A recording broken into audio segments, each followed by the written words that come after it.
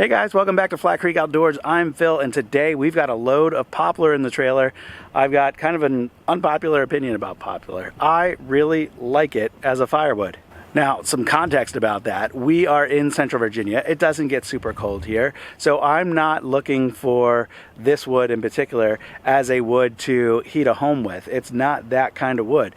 Though plenty of people I've talked to or heard from on the internet say they use poplar or they'll mix poplar in maybe on the shoulder seasons, not during the coldest part of the winter, but in the late winter or early spring in the fall when it's just not quite as cold. It does burn really well. Well, I like it for a few other reasons. I'm going to share that with you in this video. Now, this load of poplar came from the same lot that I visited in each of the last two videos, so if you didn't see that, you can go back and check those out. But there's this lot that's being cleared, and the landowner there has been pulling logs off to the side for me to come and cut up and pick up with my trailer. And the last two loads that I got were mostly oak, and some really nice looking oak at that. These logs that he pulled out for this batch were all poplar. There was no maple, no oak, nothing else, just poplar, which is okay. I will definitely mix that in. I will not sell it as a standalone wood because I just don't think it provides a perfect burning experience by itself. It does burn well, and I'll talk more about that in a little bit, but I would like to mix it in, which brings me to my next point over here. In a previous video, I said I was up to my eyeballs in maple. I had a bunch of maple trees taken down around my property, and we've had just a lot of it blocked up and run through the splitter. So I had just a big pile of maple there. Well, as I've gotten my hands on some of this poplar and I want to get it mixed in on the pile, I decided I'm going to go ahead and start splitting some poplar with the maple still on the ground over here next to the splitter, and then as I'm picking it up and hauling it over to the pile to be stacked, I can kind of mix it in, and that's my goal with all this.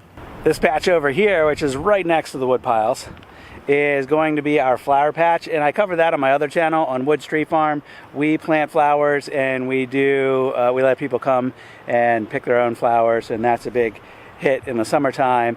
And we planted a springtime cover crop here, so there is some annual rye and some buckwheat that's going to come up in that.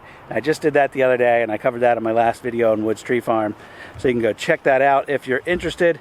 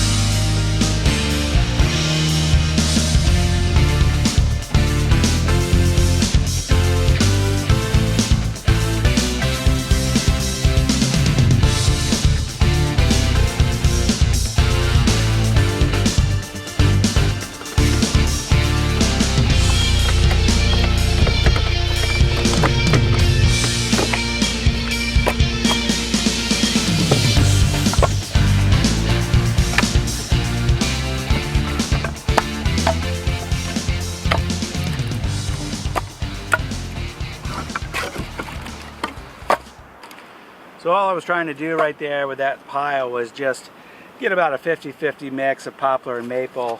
That way it ends up mixed up on the stack and mixed up when the customer gets it. Poplar is one of those woods that a lot of people kind of dismiss it as, you know, wood that's not very good for firewood, but it dries really fast, and my experience has been it actually burns pretty well, and I mean it produces a nice flame. It doesn't produce coals, it doesn't burn very long, burns pretty fast, but it makes a nice flame, and that's what I think the bulk of my customers really want. They want firewood that's easy to light, easy to start, and makes a nice flame.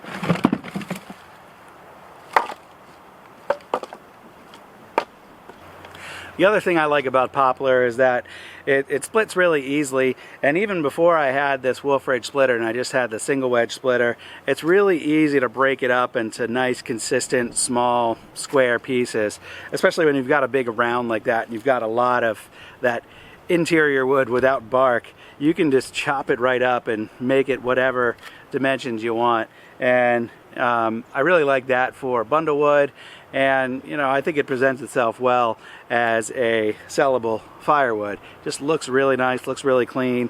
There's not a lot of knots in it, and that's kind of the other thing about poplar is when it grows, unless it's out in the middle of a yard or something, it doesn't produce many branches until way up in the very top of the tree.